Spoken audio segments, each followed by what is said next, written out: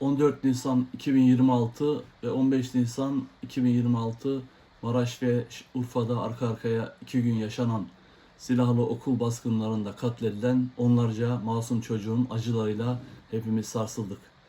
Ve büyük bir toplumsal travma yaşadık. O masum yavruların böylesine hazin hayata veda etmeleriyle hepimiz kahrolduk.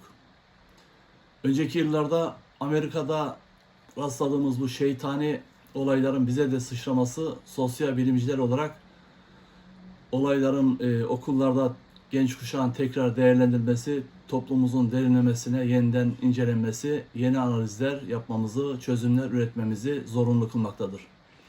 Dünyada ve ülkemizde yaşanan insan hakkı ihlalleri, çocuk hakkı ihlalleri sosyal hizmet uzmanlarının zorluklarla mücadele etmeye ve çözümler bulmaya mecbur olması sonucunu doğurmaktadır. Geriye doğru baktığımızda Orta Çağ Avrupa'sında insanın gelişim evreleri arasında çocukluğun özel olarak koruması gereken bir dönem olduğu düşüncesi henüz ortaya çıkmamıştı.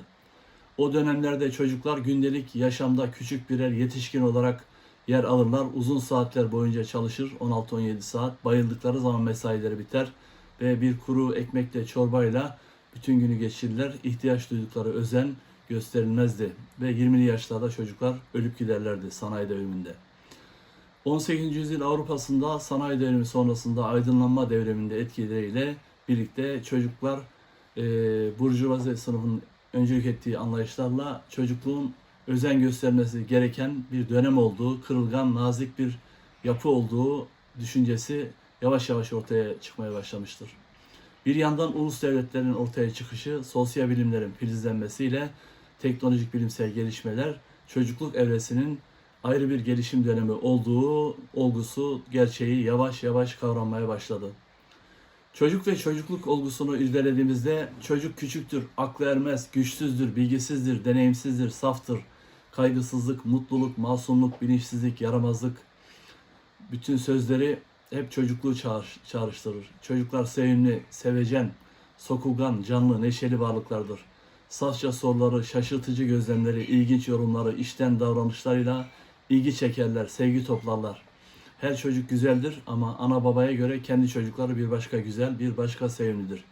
Çünkü kendi canından bir parça, kendi varlığının bir uzantısıdır. Aile adını sanlı yaşatacak, soyunu sürdürecek bir varlıktır. Ailenin mutluluk kaynağı, tüm ilgilerin ve kaygıların odağıdır çocuk. Kısacası çocuk, aile ocağını tüttüren ateştir. Onlar en çıkarcı, en bencil kişilere bile özverili olmayı öğreten varlıklardır. Ana babanın tüm çabalarını, didinme uğraşlarını zevkli kılarlar. Yorgunluklarını unuturlar ve yaşama savaşının itici gücüdürler. İlk görüşünden diş çıkarmasına, yürümeye başlamasına, ilk konuşmasına kadar gelişiminin her aşaması aile için ayrı bir sevinç nedendir. Anneciğim, babacığım diye koşup kucağına atlaması, sarılıp öpmesi doyumsuz bir tat ve yaşama azmi verir ana babaya. Hazırlanıp okula gidişi, okumayı sökmesi, başarıları, karnesiyle eve dönüşü ana babalar için unutulmaz anlardır. Ana babaya benzeme çabaları, yeteneklerinin bir bir ortaya çıkışı, övünçle karışık mutluluk verir. Gerçekten bu ölüm dünyada yaşamın tadı, tuzu ve tek anlamıdır çocuklarımız. Ailenin katıksız mutluluk kaynağı toplumun geleceğidir. Onlara sevgiyle yaklaşıp özenle büyütürüz. Sağlık ve başarılarından başka bir karşılık beklemeden yetiştirip yuvadan uçururuz. Özlemlerini çeker, sevinçlerini paylaşır, başarılarıyla övünürüz. İyi bir yurttaş, iyi bir ana baba olduklarını görünce görevimizi başarmanın tadına varırız. Bize sevimli torunlar verirler, ayrı ayrı özellikleri, değişik kişilikleriyle bizden olan ama ayrı yollardan başka amaçlara yönelen kızlarımız, oğullarımız, çocuklarımız. Bizi sayan, seven, bizden aldıklarını kendi çocuklarına aktaracak olan, paha biçilmeyecek çocuklarımız. Onlar bu yaşama anlam katan, insanın canına can katan, çocukluğun bir de olumsuz cephesi vardır ki, mutluluk ve yaşama kaynağı olan çocuklar sayısız kaygı, üzüntü, mutsuzluk ve keder kaynağı da birden olabilmektedirler.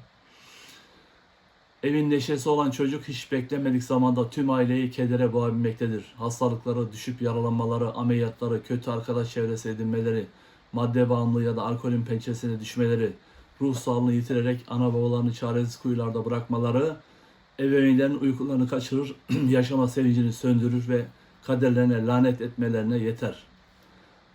Hırçınlıkları, huysuzlukları, yemek yememesi ya da çok fazla yemek yiyip obez olması, korkuları, inatçı yapıları, ebeveynlerin dinlememeleri, arkadaşlarla kavga etmeleri e, huzuru birden bozar ve ebeveynleri birbirine düşürebilir. Problemli çocukların günlük yaşamları ailenin en büyük derdi olup çıkar birden. Çok büyük sorunlara sebep olmayan çocuklar bile sürekli olarak ana babayı uğraştırırlar. Hep ayak altında dolaşırlar. İsteklerinin sonu gelmez. Durmadan sorular sorar, konuşurlar. Ancak sağlıkları yerinde olduktan sonra ana baba tüm yorgunluklarını unutur. Hep kendileriyle ilgilenmesini ister çocuklar. Yoktan anlamazlar. Her şeyi sorun ederler. İhtiyaçlarını hemen karşılamasını ister. Büyüklerini çileden çıkarır. Kıyamet koparır. Halden anlamaz. Ana babasının sıkıntı ve yorgunluğunu düşünmezler ve hatta dikkat çekmek, sevgi görmek için onları bilerek üzmek ister tarzda davranırlar. Akıl almaz yaramazlıklar yapıp geçim sıkıntısından, parasızlıktan, imkansızlıktan anlamazlar ve bencillikte olay çıkarmakta sınır tanımazlar. Tüm mutluluklar gibi ana baba olmanın da mutluluğundan çok derdi vardır. Bu durumda çocukların problemlerle mücadele edecek, bıkmadan, usanmadan çocuğa sosyal destek sağlayacak ve onun kendisine ve topluma yönelik yıkıcı davranışlar yapmasını engelleyecek dirençli ana babalara ihtiyaç vardır. Ancak ne yazık ki milyonlarca ana baba bu istikrarlı tutumu sergileyemediklerinden dolayı çocuklar suça ve böylesine anormal olaylara yönelebilmekte, hapishaneye düşmekte, uyuşturucu alışkanlığına kapılmakta ve sosyal sorunlar artarak toplumsal doku dejenere olmaktadır. Oysa çocukların ihtiyaçlarının karşılanması öyle çok büyük ve olanaksız türden şeyler değildir. Güvenli bir sığınak olarak benimseyebileceği çok lüks olmasa da güvenli bir evde yaşamak, büyükleri tarafından korunmak, sevgi görmek, sıcaklık görmek, asgari ölçüde de olsa beslenme ihtiyaçlarının karşılanması, eğitim görmesi onlar için dünyaya bedeldir. Ana baba ya da onların yerine geçebilecek büyüklerinden sevgi, saygı, kabul, sıcaklık, anlayış, destek görerek eğitime yönlendirmek, kişilik kazanarak toplumun yararlı bir üyesi durumuna gelmesi, yeterince ilgi, sevgi görmeleri, ruhlarının okşanması hiç de zor olmayacak beklentilerdir aslında. Ne yazık ki ülkemizde ebeveynlerin işsizlik, yoksulluk, kişilik gelişimlerinin ve donanımlarının yetersiz olması nedeniyle sayısı milyonlarla ifade edilebilecek çocuklar kamu tarafından da çok göz önüne alınmadığından dolayı milyonlarca aile yoksulluğun pençesine terk edilerek ağır biçimde ihmal edilmekte ve problemli çocukları olan ailelerin kendi kaderlerine terk edildiği farkında olunmadan geleceğimizi oluşturacak çocuklarımızın ihmal ve istismara sürüklenmesine yetersiz kalındığı da bir taraftan dikkat çekmektedir. Toplum temelli bakım hizmetlerinin geliştirilememiş olması ve diğer ana babaların toplumun korunması gereken çocuklarını kendi çocukları gibi aziz görmemesi nedeniyle özellikle büyük kentlerde sokaklarda madde kullanan, dilencilik yapan on binlerce çocuğa rastlayabiliyoruz. Çocuklar narin, özen göstermesi gereken ve yetişkinlerin desteğine, saygısına muhtaç, ihtiyaçları karşılandığı, iyi muamele gördüğü oranda filizlenen çok hassas ve eşsiz değerdeki bitkilere benzerler. Çocuğun en temel fizyolojik ihtiyaçları özellikle karşılanmalıdır. Öncelikle iyi ve sıcak bir aile ortamında yetişmesi yaşamsal derecede önemlidir. Ülkemizde 0-18 yaş arası çocuk nüfusu 26 milyon olup bu kitleyi sağlıklı bireyler olarak yetiştirebilmek ancak etkili çocuk politikaları ve düzenlemeleriyle olanaklı hale gelebilecektir.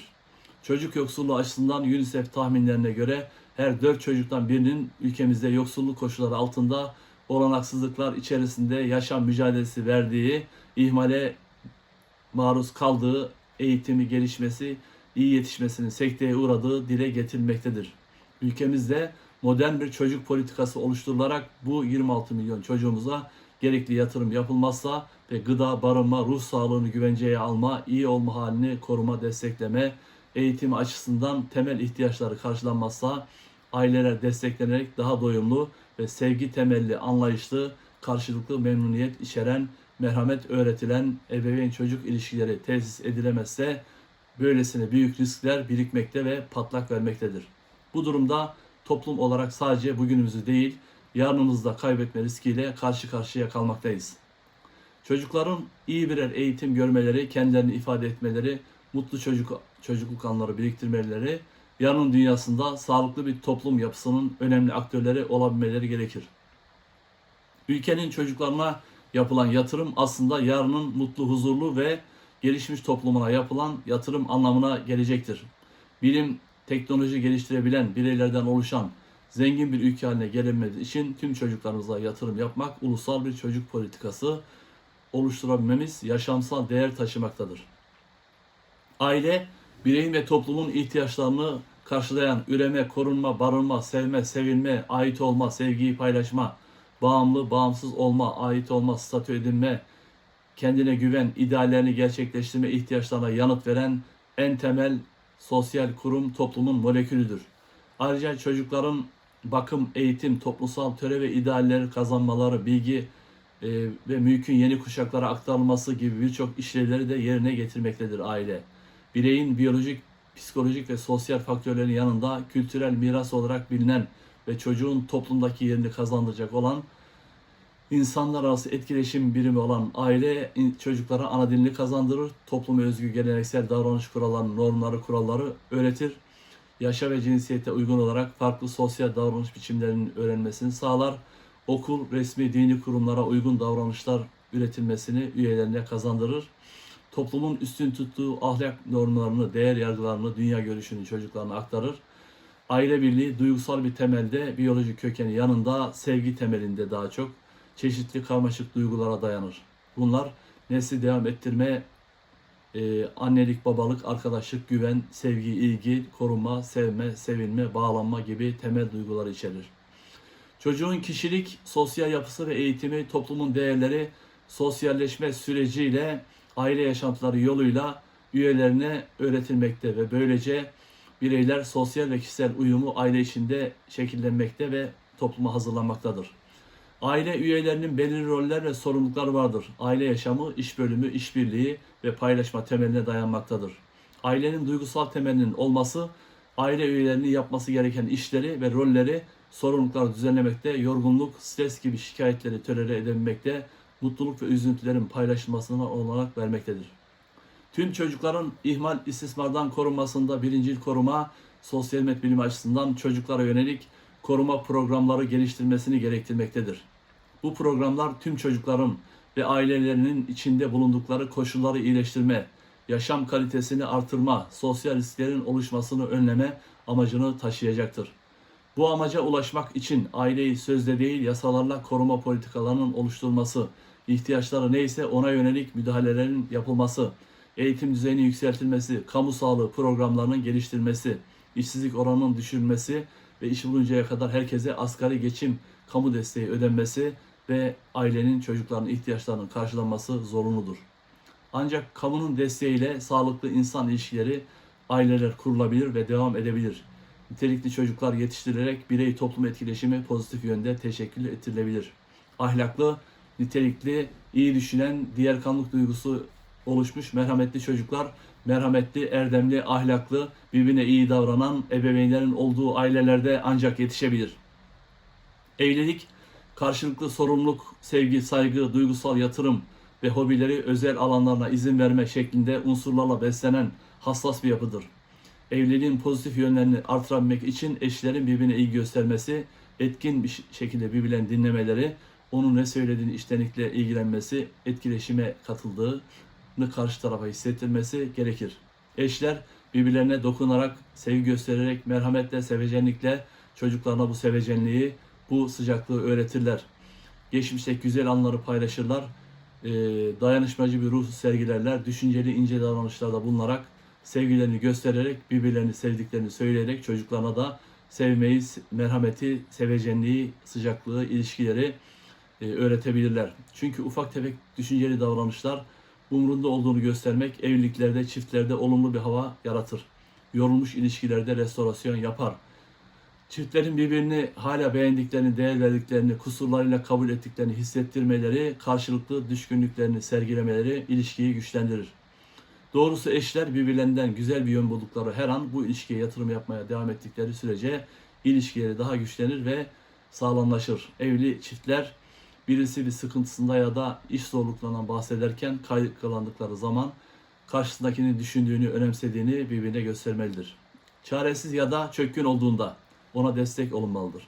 Yaptıkları bazı yanlış davranışlardan ötürü diğerini kırmış, üzmüşse seni incittiğim için üzgünüm, özür dilerim diyebilmelidir. Çocuk bu sevgiyi, saygıyı ailede öğrenmeli. Bu sıcaklığı aile, anne, baba ilişkilerinde görmelidir. Diğerinin ne hissettiğini, hangi ruh hali içinde olduğunu anlayabildiği yüz ifadeleriyle, geri bildirimleriyle göstermeleri gerekir. Her konuda anlaşabilmenin hiçbir şekilde mümkün olmayacağı bilinciyle katılmadıkları görüşlerde bile karşıdakinin söylediğinin anlamlı olduğunu, ona saygı duyduklarını göstermeleri gerekir. Eşlerin birbirlerine özel paylaştıkları şakalar, eğlenceler, gülmek, birlikte sinemaya, tiyatroya, konserlere gitmek, etkinliklere katılmak, çiftleri birbirine yakınlaştırır, ilişkileri onarır, besler. Çocuklarla ilişkilerin de etkileşimlerini de artırır. İyi duygular içinde olduklarında sevinci, coşkuyu eşiyle paylaşmak, onda da benzer duygular uyandıracak ve birlikteliği perçinleyecektir. Evliliğin çalkantılı dönemlerinde yukarıdaki sevgi, saygı yatırımları yerine getirmişse, bu süreçlerden yeni bir şeyler öğrenerek ve ilişkiyi rehabilite ederek daha sağlam çıkabilmek olanaklı hale gelebilecektir. Evlilikte eşler birbirlerinin düşüncelerini sormalı, görüşlerine başvurmaları, dokunarak çocuklarına sıcaklıkla davranmalı, etkin şekilde onları dinlemeli, görüşlerine saygı duymalı, sevgi ve özen göstermeleri, ilgilenmeleri ve birlikte zaman geçirerek duygularını önemsediklerini ona, karşıdakine aktarmalıdır. Çiftler zor zamanlarında birbirinin duygularına eşlik eden, anlatabilen, paylaşan, birbirini önemsediğini gösterebilen, hissettirebilen, yakınlık gösteren iyi arkadaş olabilmeyi başarmalıdırlar. Evlilik, sevgi ilişkisiyle başlamış olmalı ve çiftler birbirini çekici bularak, severek evlendiklerini daima hatırda tutmalıdırlar. Göz ardı edilmek, aldırmaz davranış tutum sergilemek, karşıdakini önemsememek, aşağılamak, sürekli eleştirmek karşılıklı yaralar açar. Özellikle çocukların çok büyük travmaya uğramalarına ve antisosyal davranışlarda patlama yapmalarına sebep olan riskli ebeveyn davranışlarıdır. Evliliği zora sokan, sıkıntıya sokan en büyük etkenlerden birisi karşıdakinin kişiliğini suçlayarak saldırıda bulunmak, hakaret etmek, sürekli eleştirmek, aşağılamak, umursamamak, kendi isteklerini öne koymak, çocuklarla duyarsız şekilde davranmak, ilgilenmemek, ağır şekilde ihmal etmek, çocuklarda hınç ve öç, intikam duyguları birikmesine ve aşağılık duygular birikmesine sebebiyet verir. Düşmanca davranışlar, onurunu, gururunu kırmak, aile içinde eşler arasında yaşanırsa çocuk da bu olumsuzlukları görür ve onları ruhunda iz bırakacak şekilde travmatize eder. Herkesin önünde onu küçük düşürecek biçimde alay etmek, şakalar yaptığını düşünmek çocukların duygusal dünyasında çok büyük, onarması zor, büyük travmalar, yaralar açar. Ailede anne baba arasında sevgi, saygı, nezaket, merhamet, dürüstlük, onur, haysiyet, erdem, sıcaklık, sevecenlik yoksa, şiddet, saygısızlık, ölçüsüz davranışlar varsa, çocuklar böyle olumsuz, adeta ev değil cezaevi gibi ortamda saygısızlığı, hoyratlığı, kabalığı, merhametsizliği ve acımasızlığı öğrenirler. Psikopat ve antisosyal davranışlar geliştirir. Kendilerini intiharla yok etmekten ve diğerlerini yok etmekten çekinmezler. Antisosyal bir ruhsal yapıya girerler. Problemli insan davranışları, stresli yaşantılar bireyin çocukluk dönemindeki eski zamanlardan kalma, ancak onun içsel dünyası tarafından şematize edilmiştir. Bunlar olumlu olumsuz çocukluk yaşantılarının bir sonucu olarak ortaya çıkarlar ve deyim yerindeyse kişinin yazgısını oluştururlar.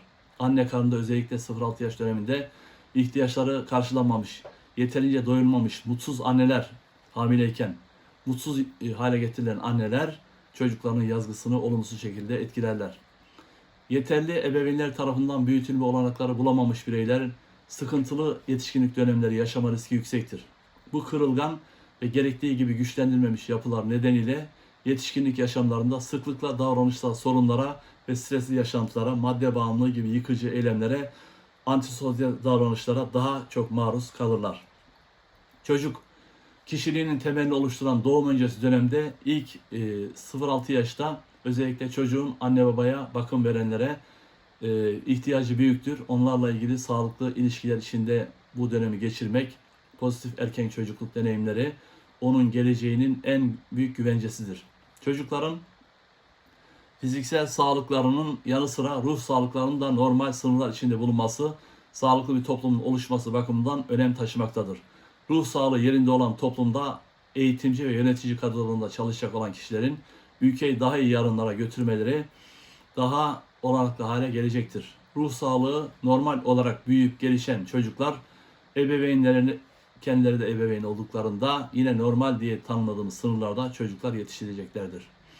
Anne babalarının, bakım verenlerinin çocuk ruh sağlığına etkilerine baktığımızda çocuk dünyaya geldiğinde çocukla anne arasında ilişkinin çocuğun gelişiminde rolü büyüktür. Normal bir anne çocuğunu bir hediye alarak benimserken problemli bir anne için çocuk bakım isteyen bir obje, ağır bir sorumluluk isteyen lanet gibi kabul edilebilir. Bu yüzden de bu tip anneler başlangıçta erken teşhis edilip tedavi edilirse yetişmekte olan çocuğa daha fazla yardım edilmiş olacaktır. Öbür türlü çocuğun yazgısı daha ilk başlarda olumsuz hale dönüşecektir. Anne babanın çocuğuna karşı sergiledikleri davranışlar, tutumlar çocukları tüm hayatı boyunca etkileyecektir. Çocuğun kendine güvenmesi, temel ihtiyaç sevgi ve güvende olduğunu duyması bu aşamaları sağlıklı geçirmesine bağlıdır. Girişkenlik becerisi açısından çocuk ailede güvenli olması için kabul görmelidir. Bağımsızlık duygusu bu unsurlardan sonra gelmektedir. Aile çocuğun bireysel yeteneklerini kullanmasına izin vermelidir. Başarılı olma duygusu, takdir ve onayın çocuk için her zaman çok büyük değer olduğu akılda tutulmalıdır. Özdeşim kurma ihtiyacı, anne babanın kararlı ve etkin tutumlarıyla çocuklara örnek oluşturmasına işaret edilmektedir. Anneye bağlılık duygusu çocuk için 0-3 yaşları anneyle ortak yaşanılan dönemdir ve bu aşamayı sağlıklı geçerse çocukta normal bir insan sevgisi, ilgisi ortaya çıkar. Verimli ve faydalı olma duygusu çocuklar üretken, başarılı olmayı yetişkin bireylerden öğrenirler. Dolayısıyla toplumsallık, birliktelik duygusu çocuklar için doğdukları toplumun kültürüne uygun davranışlar geliştirmeleri, sosyalleşmeleri, sosyal öğrenmeyi aile içinde öğrenerek büyümelerine imkan verir. Sosyal fobi hemen hemen bütün sınıflarda aşırı sessiz, içine kapanık, diğerleriyle iletişim kurmakta isteksiz birkaç çocuk vardır. Bu çocuklar genellikle evlerinde sadece aile üyeleriyle iletişim kurarlar ya da akrabalarıyla oynarlar. Daha önceden görmediği insanlardan genç ya yaşlı ayrım yapmaksızın kaçınırlar. Bu utangaç tavırları yeni şeyler öğrenmeleri, beceriler kazanmalarını, başkalarının zevk aldığı etkinlikleri denemelerini, sosyalleşmelerini engeller. Aşırı utangaç çocuklar yabancı bir ortamda konuşmayı kesinlikle reddederler ki buna seçici konuşmama denir. Kalabalık bir ortamda genellikle ebeveynlerine yapışıp kalırlar. Eşyaların arkasına saklanırlar. Bir köşeye sinerler ya da büzüşürler. Hatta tepinme gibi davranışlar dahi gösterebilirler. Çocuklarda görülen yıkıcı davranış bozukluklarına baktığımızda davranım bozukluğu belirtileri genellikle 8 yaşından sonra ortaya çıkar ve hırsızlık, evden kaçma, sık sık okuldan kaçma, yalan söyleme, baş kaldırma, silahlı silahsız kavgalar başlatma, insanlara ve hayvanlara eziyet etme gibi olumsuz davranışlarla kendini gösterirler. Bu çocuklar genellikle yetişkin yaşamlarında antisosyal tutumlar ve kişilik özelliklerini devam ettirirler.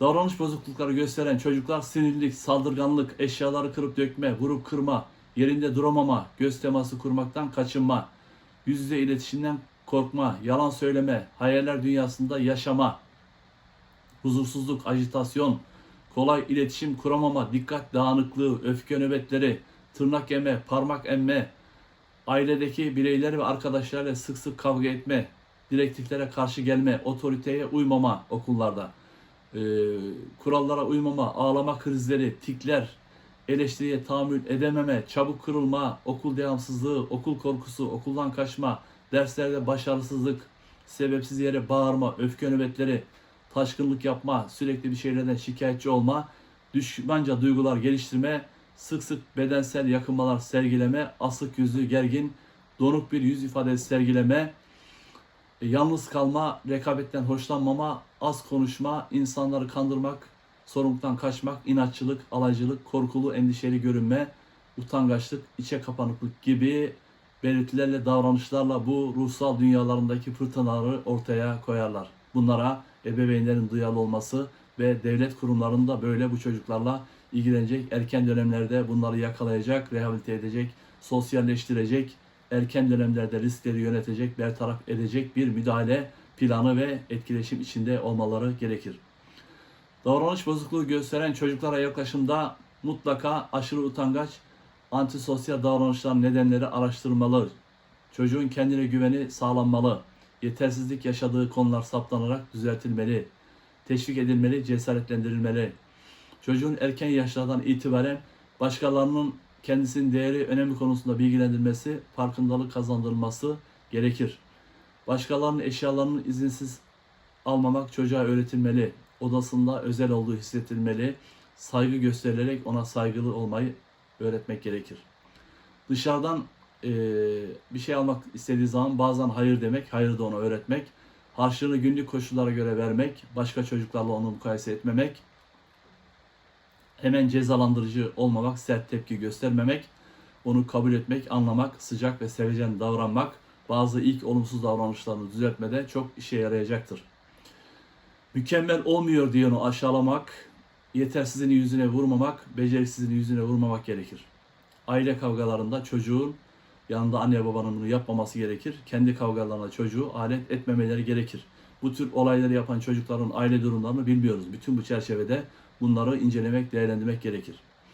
Çocuğa ihtiyacı olan sevgiyi yeterince gösterdiğinizden emin olmak gerekir. Arkadaş gruplarına duyarlı olmak, kimlerle arkadaşlık ettiğini, okul ortamındaki durumunu takip etmek, öğretmenlerle sürekli iletişim, etkileşim içinde olmak, onun sosyalleşmesine olanak tanımak, arkadaş edinmesini teşvik etmek, bir gruba girmekte zorlanıyorsa durumu takip etmek, gerekli önlemleri almak, onunla sinemaya gitmek, tiyatroya gitmek, birlikte zaman geçirmek, anlamak, riskli davranışların farkında olarak onu korumak, geliştirmek ve sosyalleştirmek gerekir. Anne babanın görevidir bunlar. Özgüvenini kazanması konusunda destekleyici çalışmalar yapmak, çocuğa güvende olduğunu hissettirmek, içinde bulunduğu yaş grubunun gelişimsel özelliklerini bilmek, bu konuda anne babaların bilinçli olması, çocukta aşağılık duygusu yaratacak aşağılama, alay etme, lakap takma, ağır cezalar verme, kıyaslama, şiddet gösterme gibi davranışlardan kesinlikle kaçınmak gerekir. Ama sevecen bir otorite, sağlıklı bir otorite de kurmak gerekir. Ödül ceza sistemini kontrol etmek, çok cezalandırıcı olmamak, ona sevdiğimizi, güvendiğimizi hissettirmek gerekir. Sevdiğinizi belli etmekten çekinmeyin. Her fırsatta çocuğunuzu sevdiğinizi söyleyin. Küçük şeylerden mutlu olmayı öğretin. Maddi ödülleri abartmayın ve her zaman maddi ödül değil, manevi şekilde daha çok ödül cezayı tercih edin. Evet, burada Dünya Sağlık Örgütü'nün raporlarına göre dünyada okullarda şiddet ve zorbalık katlanarak artmaktadır. Ergenlik dönemindeki çocuklar dürtüsel davranışa ölçüsüz risk almaya açıktırlar ve akran etkisine çok açıktırlar. Karar alma, kontrol, sağduyu, problem çözme, sentez yapan ön beynimiz sağ ve sol beynimizi bütünleştirerek koordine eden bölgedir. Bu bölge ergenliğin 20'li yaşlarda bitimiyle 20-25'lerde ancak gelişir. Ergenlik dönemi normal şizofrenik dönem olarak literatürde adlandırılmaktadır. Geçici bir çılgınlık dönemi gibidir. Bu zor çocuklar tutarlı, sıcak ve adaletli bir aile ortamında yeterli ebeveynler elinde büyüyorsa, ona duygusal koçluk yapabilen anne babaya sahipse, iletişim açıksa, adil, dürüst, içten olmayı bu davranışları çocuk öğrenir ve pekiştirir. Ancak ailede ve toplumda bireylerin adalet duygusu yoksa, hakkaniyet düşüncesi zedeleniyor, kendini güvende hissetmiyor ve sosyal dışlanma yaşayarak şiddet suç davranışını kafasında meşrulaştırıyorsa, intikam duyguları geliştirir, ahlak kuralları dışlayarak öç alma, öfke duyma, hınç duygularıyla anormal davranışlar, kurallar, eylemler geliştirebilir. Bütün bu olumsuzluklara bir de ailede çocukta madde kullanma gibi eğilimler varsa ön beyni dumura uğratır, çarpık bir mağduriyet duygusu yaratır ve her türlü akıl almaz senaryoyu uygulayacak bir ruh durumuna çocuğu getirebilir. Okulda, evde şiddet, mobbing, zorbalık varsa çocuk şiddeti kanıksıyor, ama evde huzur varsa okul ve dış dünyadaki kaosu, karmaşayı tolere ederek çocuk yaşayabiliyor. Çocuk okulda iyi bir eğitim alamıyorsa, mutlu değilse, arkadaşlık ilişkileri tatmin edici şekilde değilse, okul terk etmesi, devamsızlık yapması, aidiyet hissetmemesi gibi durumlar ortaya çıkar. Amerika'da travmaya duyarlı okullar hayata geçiriliyor. Ve çocuğun yaşadığı sorunlara seyirci kalmak yerine çocukların sosyal ve duygusal becerilerini geliştirmek için dersler konularak uygulamalar, eğitimler yapılıyor. Psikolojik sağlamlık artırmak, farkındalık kazandırmak gibi uygulamalar gerçekleştiriliyor. Okulda şiddetin en yüksek olduğu ülke Amerika ve her yıl 250 bin çocuk okula silahla gidiyor. Arkadaşlarını tehdit ediyor, korkutuyor ya da böyle toplu cinayetler işleyebiliyor. Toplumdaki kutuplaşma ve öfkeli söylem dili gençlerde çemberin merkezindeki toplum önderlerinin 5 derece açıyla söyledikleri çemberde 45 derecelik açıyla sosyal etki yaratır ve toplumda yayılır. Onun için bu söylem diline de siyaset diline de dikkat etmek gerekir. 12-15 yaş çocuklarda en riskli mantıksız sapma davranışların olduğu dönemdir. 15-25'li yaşlarda bu denge kurma, doğru yanlışı ayırma çocuk tarafından öğrenmiş olur. 2020 pandemide gençler, bu çocuklar işte bu Urfa'daki, Maraş'taki olaya konu olan, hem kendileri de kurban olan ve onlarca çocuğumuzu katleden bu çocuklar pandemide 8-9'lu yaşlardaydı. Bu 6 yıl nasıl geçti? Hangi problemler yaşadılar? Hangi çözümsüz durumlarla karşı karşıya kaldılar? Bunların da ayrıca irdelenmesi gerekir. Odalarına hapsoldu çocuklar, kapandılar, olumsuz bilgilerle doldular. Şiddet içerikli filmler, öğrenmelere maruz kaldılar. Oyun bağımlılığı ruhsal sağlıklarını bozdu. Devlet 15 yaş altı gençlerin sosyal medyada hesap açmasını yasaklamalıdır. Kontrolsüz sosyal medya şiddeti hem anonim hale getiriyor hem de normalleştiriyor, sıradanlaştırıyor ve pekiştiriyor. Adeta kötülüğü kurumsallaştırıyor. Onun için 15 yaş altı gençlerde 16 yaşına girmeden önce sosyal medya hesabı açılması yasaklanmalıdır. Dur düşün yap mekanizması kurarak mantıklı davranışlar üretmeyi çocuklara öğretmemiz gerekir. Baskıcı ebeveynler elinde çocuklar ne yapsa suç olur. Duygularını bastırır, özellik duygularını kapatır ve sonunda anne babaya kafa tutar, patlama şeklinde öfke nöbetleri yaşar. Zayıf insanları, diğer çocukları ezmeye başlar. Evde şiddete uğrayan çocuklar gidip okulda kendisinden daha zayıf çocukları mobbing uygulamaya, dövmeye, şiddet göstermeye başlarlar. İhmalkar ailelerde çocuğun sosyal duygusal gelişimi, sağlıklı olma durumu ortadan kalkar. Şiddet, olumsuz davranışlar öğrenir ve bu ağır ihmal davranışını bir hınçla, öfkeyle yansıtır. Okullarda çocuklara sosyal duygusal öğrenme eğitimleri verilmeli. Farkındalık çalışmalarıyla öz denetim, öz yönetim, kendini tanıma, öz bilinç, farkındalık çalışmaları, öfke yönetimi, stres yönetimi, empati eğitimleri verilerek onların daha sosyal bireyler olmalarına, kamu politikalarıyla yatırım yapılmaları gerekir. Evet, buradan ruh sağlığı nedir? Çocuklarda ruh sağlığı nasıl korunup güçlendirilebilir diye baktığımızda hastalık kişiyi rahatsız eden, normal olmayan ve kendi bedeninden kaynaklanan uyarımlardan oluşan bir durumdur. Diğer bir deyişle sağlığın bozulmasıdır. Yani kişinin denge durumundan çıkması ve ruh sağlığı da bireyin kendi kendisiyle, çevresiyle sürekli değişkenlik gösteren bir denge ve esneklik, uyum içerisinde olduğu bir iyilik halidir. Sağlıklı bir insanda aranacak özellikler: insan kendisiyle uyumlu olmalı. Her şeyden önce kaygıya, bunaltıya, kuruntu ve kuşkulara kapılmamalı. Günlük yaşamda üretilen kaygılar, üzüntülere katlanmalı. Bunları bertaraf edebilecek bir psikolojik dayanıklılığa sahip olması gerekir. Birey içinde yaşadığı ve üyesi olduğu toplumla sosyal ilişkiler kurmalı, işbirliğini sürdürmelidir. İnsanlarla geçinme, işbirliği yapmanın ötesinde sevgiye, saygıya, diğergamlığa dayalı bağlar kurmalı, sevebilmeli ve karşılığında sevgiyi bulabilmelidir. Kişinin kendine güveni, gerçeğe uygun bir öz saygısı olmalıdır. Davranışlarını ve yeteneklerini gerçekçi olarak tartabilmeli, kendini başkalarının gözüyle görebilmelidir. Kişi toplumda bir yeri ve görevi olduğu duygusunu edinmiş olmalı, çalışmalarından, kariyerinden bir doyum bulmalıdır. Geleceğe dönük planları olmalı, bunlara ulaşabilmek için çaba göstermeleri, bu yolda çeşitli sıkıntılara katlanabilmeli ve bunları gerçekleştiremediği isteklerini başka yollarla tatmin edebildiği yollar bularak bunları ödünleyebilmelidir. Her dediğimiz şey olmaz ama hayatta A planımız, B planımız, C planımız olmalıdır. Kişinin karşılaştığı güç durumlarda başvuracağı bir yedek gücü bulunmalı, yeni durumlara uyma esnekliği gösterilmeli, başarısızlıklardan yılmamalı, zor durumlarda kendini koyvermemeli, geleceğe yönelik umudu, mücadele gücüne sahip olmalı, karşılaştığı engelleri yenmeye çalışmalıdır. Bambu ağaçları gibi esnek olmayı başarmamız ve üzerine yüzlerce kilo yük koysak bile eğilip onları taşır ve ondan sonra onlar gittikten sonra da çok daha güçlü şekilde bambu ağaçları düzelirler. Böyle bambu ağacı gibi güçlü ve esnek olmayı hayatta başarmamız gerekir.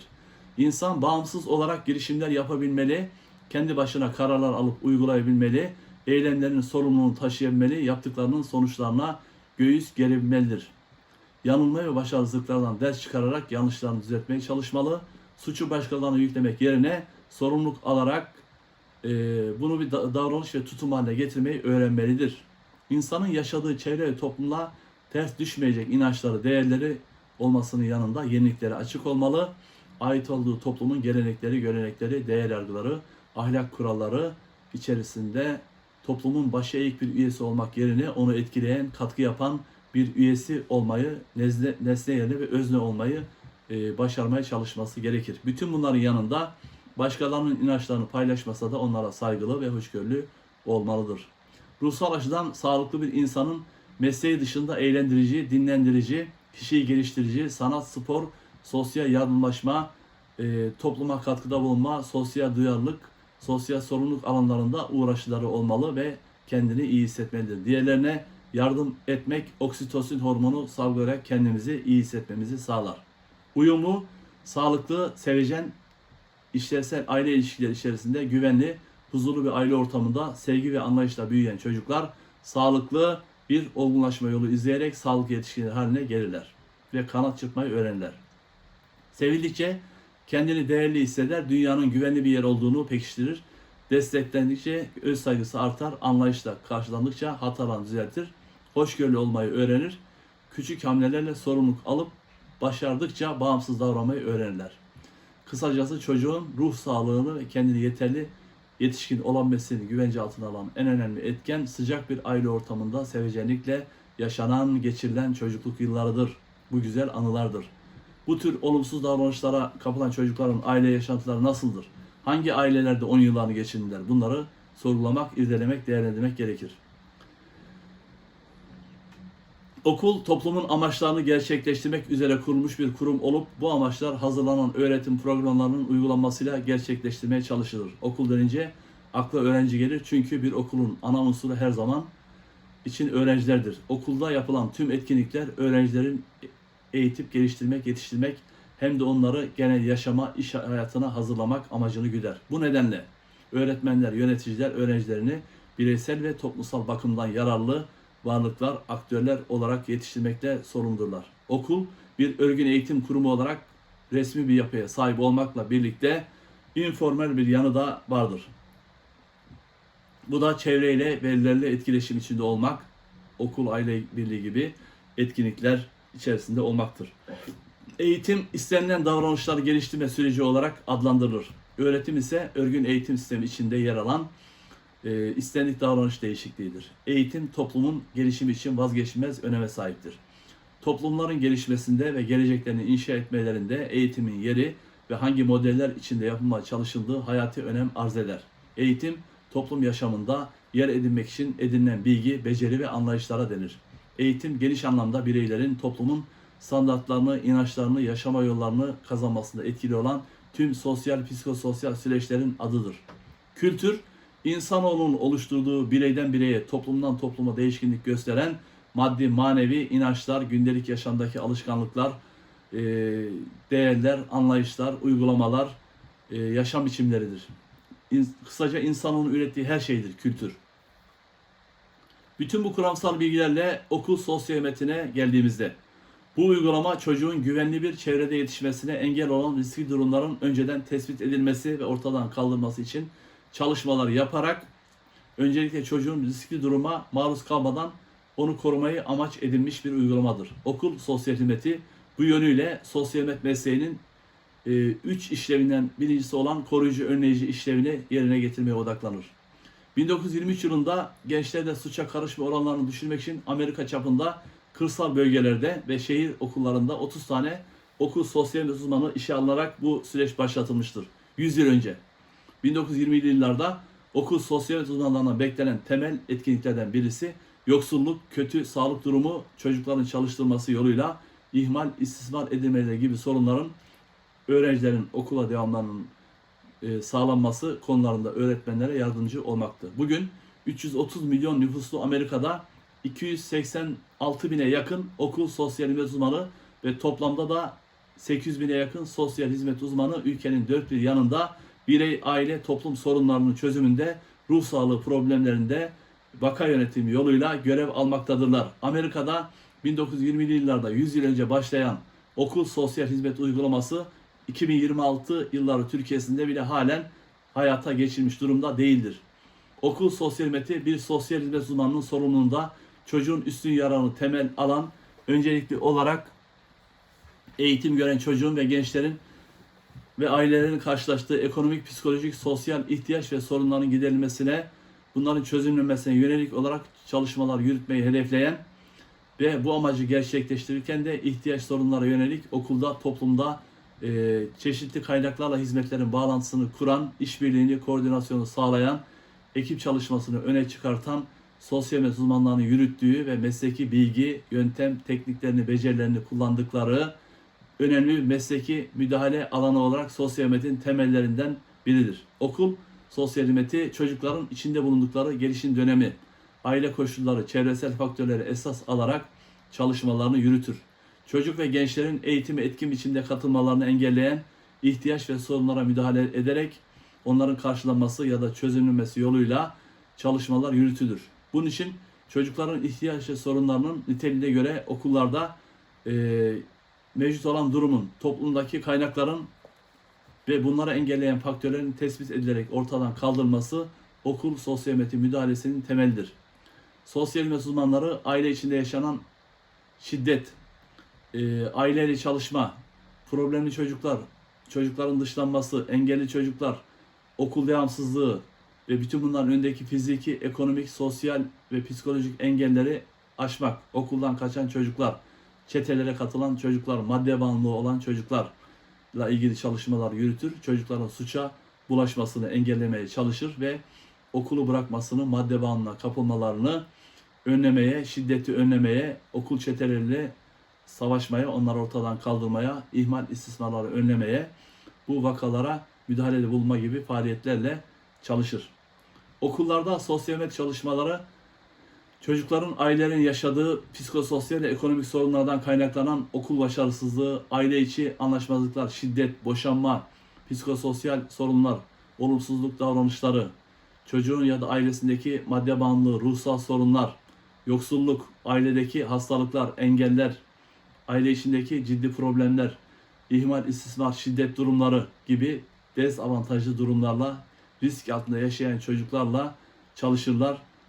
İhmal, istismar ortadan kaldırmaya, okulda, toplumda sosyal dışlanmaya maruz kalmalarını engelleme, uygun eğitim olanaklarından yararlanma, sosyalleşmelerini sağlama ve eğitimden kopmalarını engelleme yönünde erken yaşlarda bütün bu problemlerin belirlenmesi, müdahale edilmesi, zamanında onlara müdahale edilmesi, ihtiyaçlarının karşılanmasına odaklanırlar. Okul sosyal hizmeti çalışmalarında özellikle aile içi şiddet, ihmal, istismar, madde bağımlılığı gibi problemler öne çıkar. Çevre koşullarının yakından izlenmesi, gereken önlemlerin alınması, çocukların gerçek anlamda korunması, güvence altına alınmaları, aileyle ilgili sorunların ailede, okulda, toplumda, kamusal olanaklarla, öğretmenlerle, okul idaresiyle bu dörtgende, bu beşgende okul sosyal hizmet uzmanları tarafından takip edilerek sürekli takiple, sürekli çalışmalarla bertaraf edilerek problemlerin çözülmesine odaklanır. Çocuğun iyi olma hali, ihmal istismardan uzak olduğu, tüm ihtiyaçlarının karşılandığı, iyi bir eğitim aldığı, sıcak bir aile ortamında yaşadığı, tam güvence içinde olduğu bir haldir.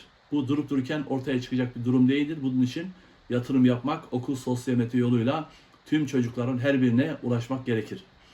Okul ortamında problemli çocukların tespit edilmesi, izlenmesi, gerekli müdahalelerde bulunması, aileyle görüşmeler yapılması, okul psikoloğu ve diğer öğretmenlerle istişare içerisinde sürekli işbirliği içinde bu sorunların takip edilmesi, psikiyatristlerle sürecin yönetilmesi gibi çalışmaların yürütülmesi ve burada çocuğu ilgilendiren sorunlarda özellikle öğretmenlerin okuldaki problemlerin, derslerdeki problemlerin, aile problemlerinin topyekün olarak bir eşgüdüm içinde, koordinasyon içinde çözümlenmesi, okul içinde, okul dışında çocuğun riskli davranışlarının belirlenmesi, aileyle etkili işbirliği yürütülmesi bu müdahalenin temelini oluşturmaktadır.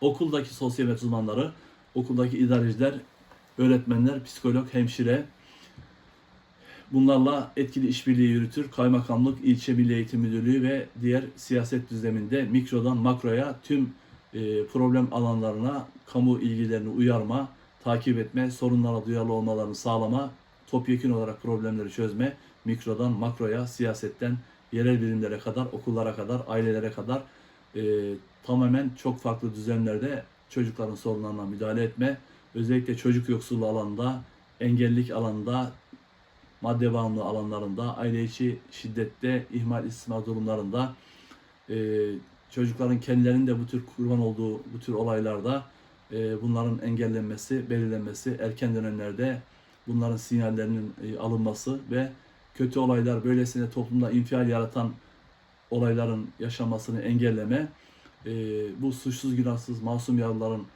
yaşama böylesine acı biçimde veda etmelerini engelleme yönünde sosyal uzmanları çaba gösterirler.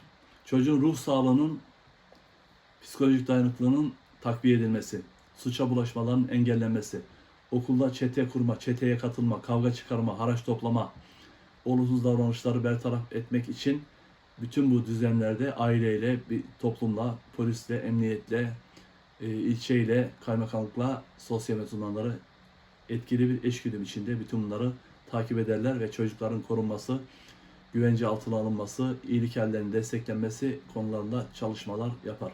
Yine ülkedeki çocuk koruma sistemiyle, sağlıkla, eğitimle, adaletle, bakımla, barınmayla, bütün bu kurumlarla, milli eğitimle, emniyetle, diğer kamu kurumlarıyla işbirliği içerisinde bütün bu çalışmaların, faaliyetlerin yürütülmesine çaba gösterirler.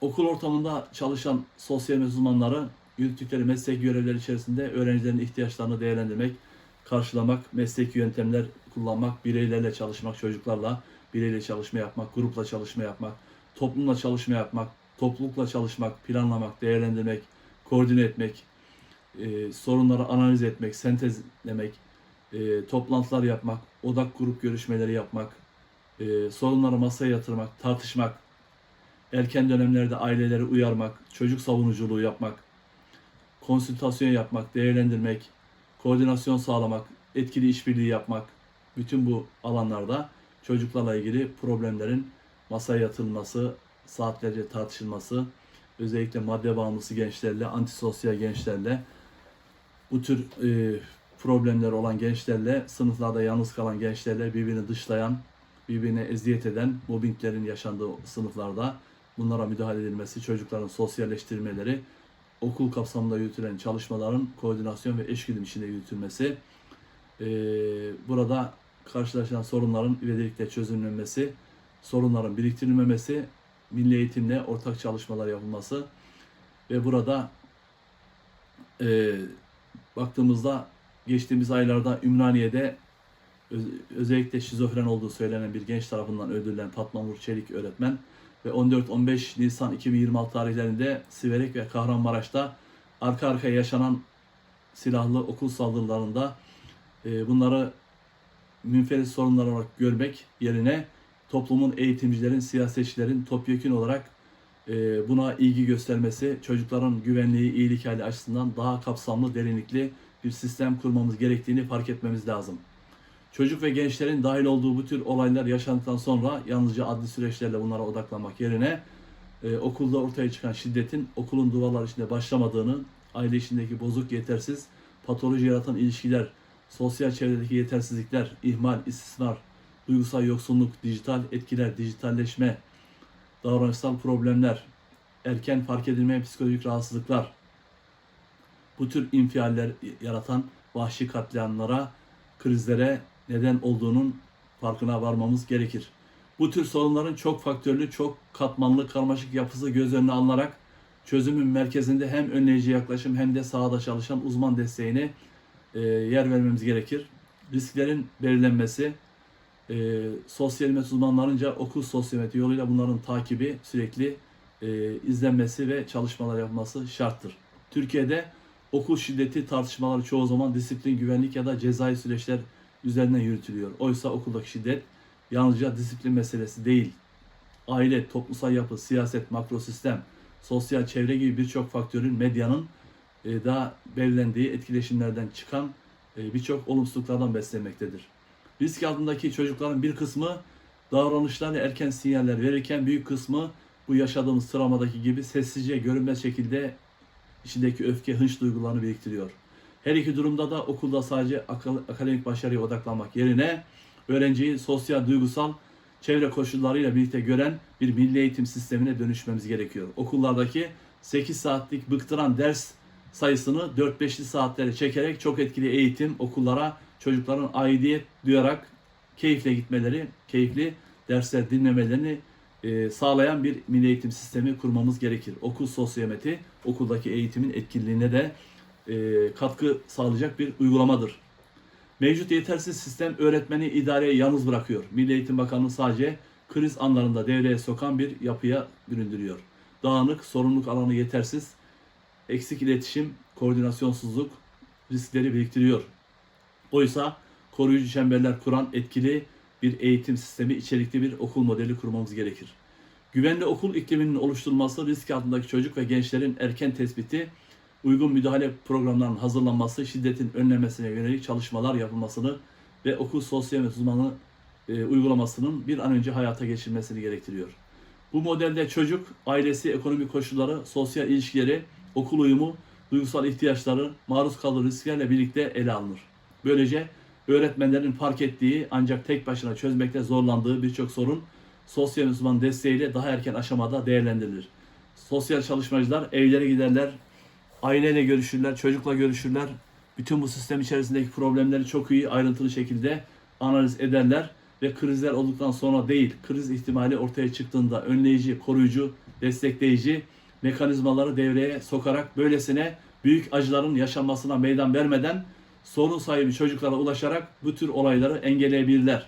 Yani okul sosyal hizmeti yalnızca sorun yaşayan öğrenciyi takip eden bir mekanizma olmayıp aynı zamanda okul, çevre, aile, devlet, kamu kurumları üçgeninde koruyucu, önleyici, onarıcı işlevler gören bir yapının kurulmasını ve risk altındaki çocukların belirlenmesini sağlayan bir müdahale olarak ortaya çıkar.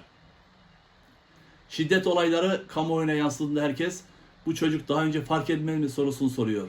Birçok risk işareti olay yaşamadan önce aile, akraba, çevre tarafından görülebilir. Fakat bu işaretleri değerlendirecek, aileyle temas kuracak, onların psikososyal destek ihtiyacını karşılayacak, ailenin, çocuğun ruhsal sorunlarını çözebilecek, ilgili kurumları devreye alacak uzmanlık mekanizması yürürlükte olmadığından bu tür sorunlar belirlense bile müdahale edilmekte geciktirildiği için ağır sonuçlar doğurabilmektedir.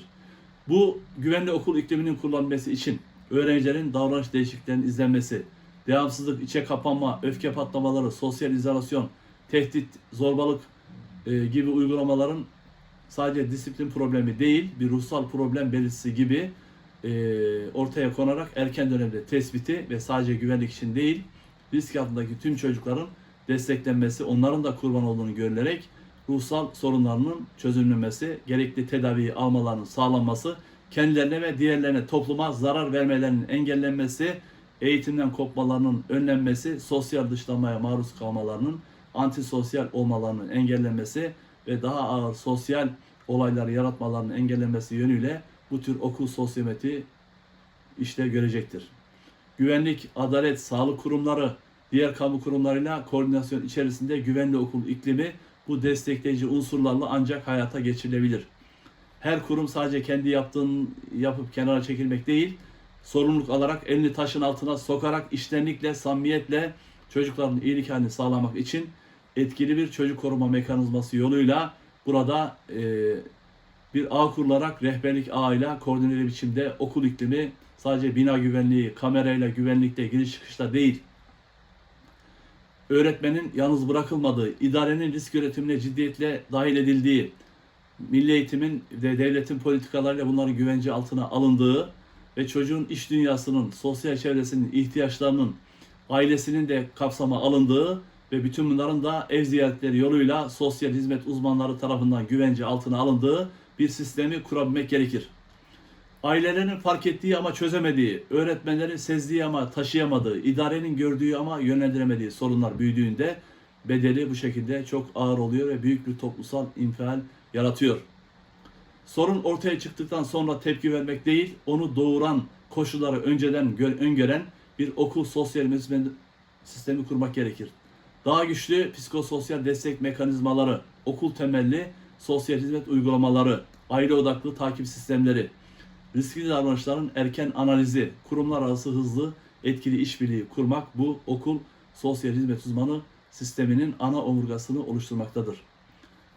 Toplum, siyasiler, eğitimciler, üniversiteler ve medyanın okulda yaşanan şiddet olayları olduktan sonra konuşulan bir başlık olmaktan bunları çıkartarak bir sosyal risk alanı olarak bunların önlenebilir, bilimsel müdahaleyle çözülebilir şeyler olduğunu fark etmeleri ve Türkiye'de bir an